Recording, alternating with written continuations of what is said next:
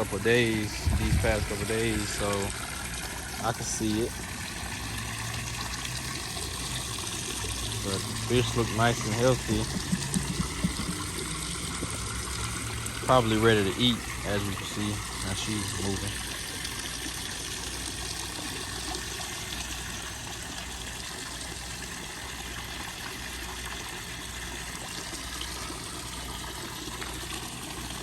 I want to add some plecos in here, but I really like the blue bottom, so every time I do a water change, I normally just scrub the plaque off the bottom, the algae off the bottom.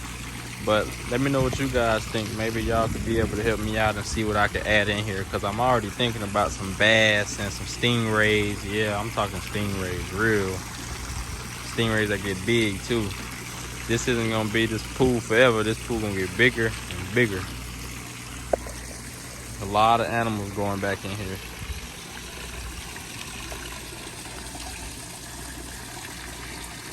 I just got 8 Oscars right now in the gar. I have a catfish that'll be coming out real soon. But more than that, let's get started on the water testing. Now it's time to get ready to do the water testing. They probably think I'm finna feed them, but I'm just doing the water test right now. I might feed them afterwards if I gotta do a quick water change or something like that. Make sure they alright. Yeah, they think I'm finna feed. See, they think as you can see now, we're finna get to start testing this pond water. Got my pond master test kit. These are the 4 things that I'm testing for: pH, ammonia, nitrate, and phosphates. Actually, I don't really have too many nitrates in here, because I was gonna put some plants in here to actually like suck the nitrates out the water, but I really don't have too many.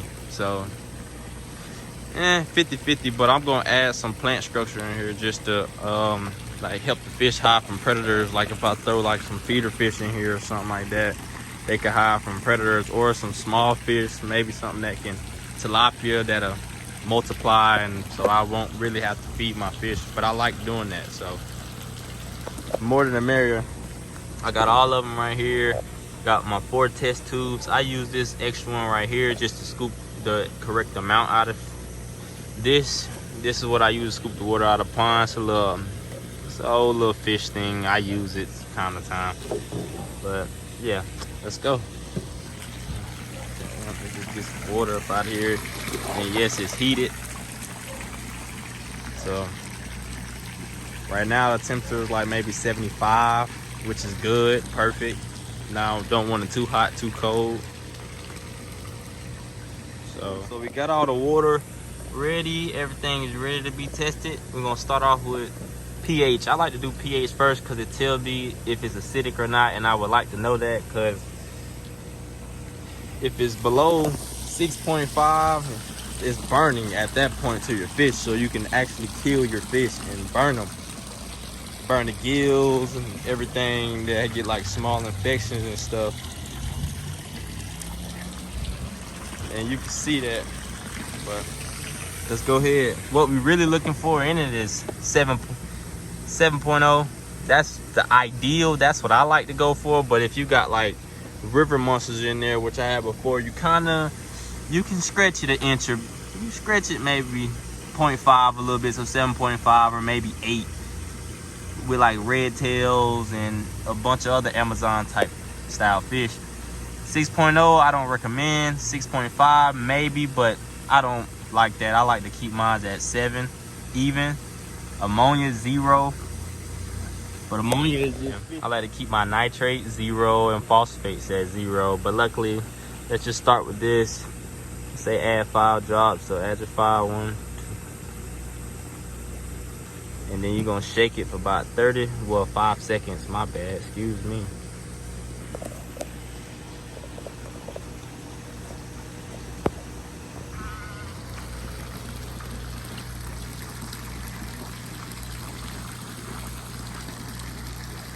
About 5 seconds right here.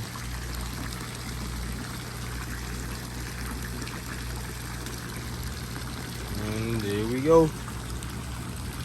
what y'all think this is. We might go back. I'm gonna go to the scale and look at it and see what it is. What y'all think it might be? It's giving me 7 at the most.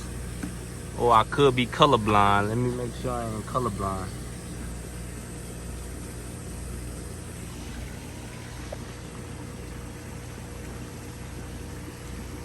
Yep, 7.0, that's very ideal. I like that. So we good on that. So we really don't have to do a water change because the pH is too high or too low.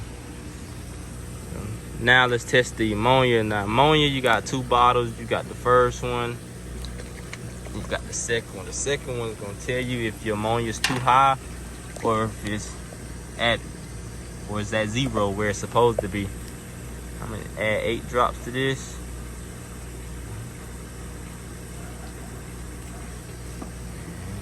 Then we have to get the second bottle. I think this is 8 drops as well.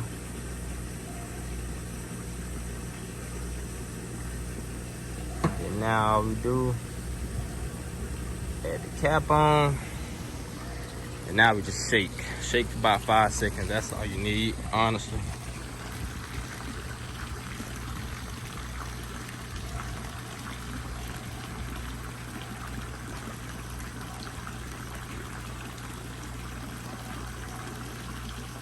This looking like it's 0 to me.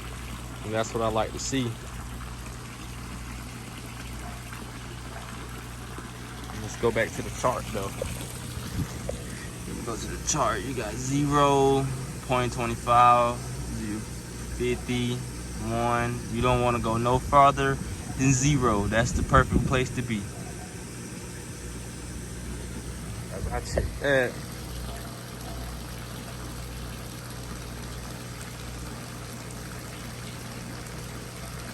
Yep. It is actually good.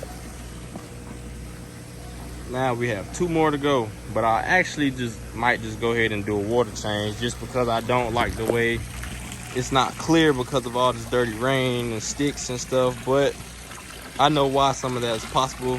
My UV light just failed, but I got another one on the way, so we're gonna be good in no time. It'll be good. But back to this though.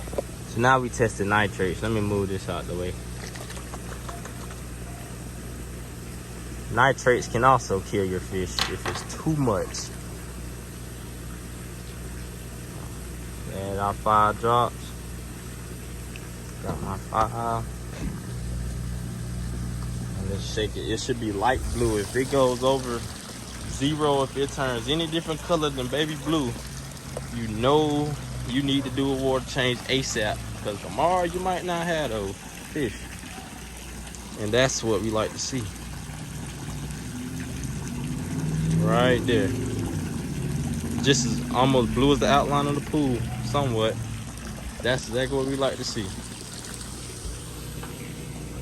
And for our last one is the phosphates.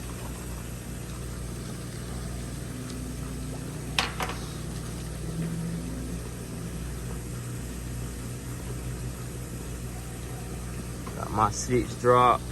This one, I'm trying to add 6 drops.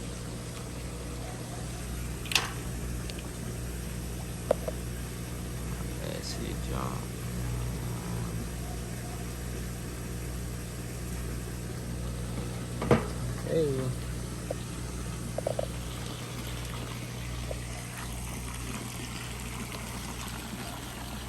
Let's just shake it up.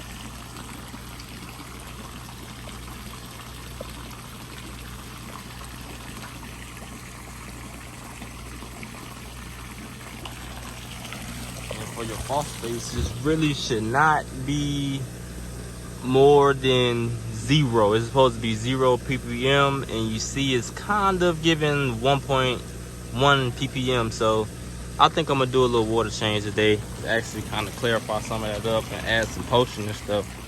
So stay tuned, like, comment, subscribe what you want to see.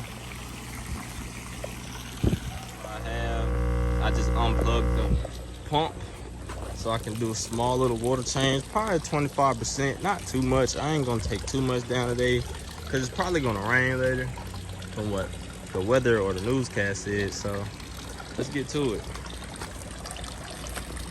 Filtration hooks up now. So now all I really gotta do is tighten it back so it'll stay. And now all we gotta do is go plug the pump up and pump 25% of the water out. So let's go. This is my field house. I keep all the plugs connected. Now, let the water change begin. Wow, this is draining for a little minute. Actually, comment what should actually go into this pool pond, because I haven't actually filtered up yet because it's been raining a whole lot. And the first time I gave that experience, it basically over flooded, started running over. So I keep it down to a good percentage, but I normally fill it all the way up. But yeah, I'm thinking a lot of monster crazy fish in here. What do you guys think? Because I love my Oscars, but I think I need something more predatory. I like to do massive feedings and they go crazy already. But I'm actually thinking about adding maybe some more gar, like different color, different style. I want some different Oscars too, but I actually think I'm gonna just stick with these guys. So I'm gonna do another route. Stingrays, yes, definitely got to get fresh with the stingrays. I'm thinking about some peacock bass, some butterfly peacock bass, maybe iridescent shark possibly. I mean, I know it's not really a predatory fish, but I just like the way it is. Like, I had one like a few years ago, but I wound up dying because I didn't know as much as I knew now. So now that I actually got the knowledge, I'm gonna actually grow one and put it in this pond. And I'm thinking maybe cereal arowanas, some arowanas. Tell me what you think in the comments. Just let me know. Because in about a week or so, they're going to be in this pool.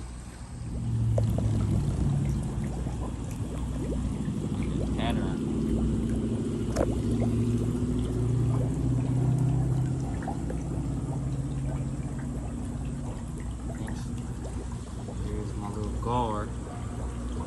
Only had it for about 3 months. Getting big, but slowly. She has one eye, so I hand feed her every chance I get.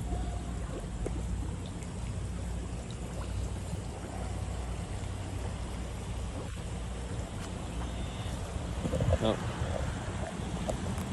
I drained some of the water out. Now it's time to add it back with some new fresh water. I wasn't gonna do too big of a water change today, but maybe in the next video I can actually show you what I do for an actual full water change day and how I go about prepping the fish and making sure that they stay calm and healthy throughout the process of the water change. My pool stress coat, you definitely want to use this before you fill it up, or maybe afterwards, just depends. But if you stay in the city, country, wherever, I stay in the city, so I must use this. If not, the chlorine and all the heavy metals in the water will actually kill my fish, and I don't want that. So we're gonna go ahead and add some of this to it. Even though I didn't take much out, I still just want to be super cautious just in case. So now all of the turns, now it's time to just let it fill slowly before the sun go down. Now just add this plain old water hose back to it and let's start filling it up. Let's get to it.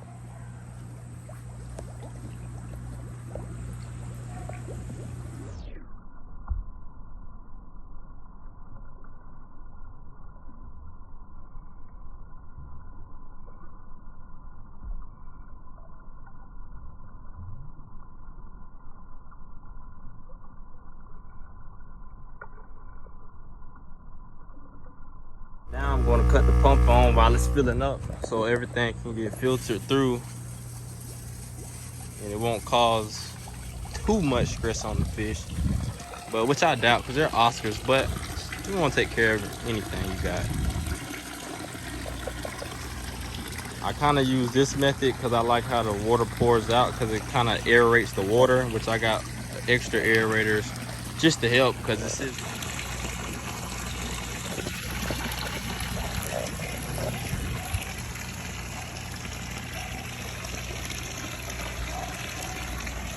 Now that it's filling up, well, it's already kind of full back to where I wanted because it is supposed to rain tonight.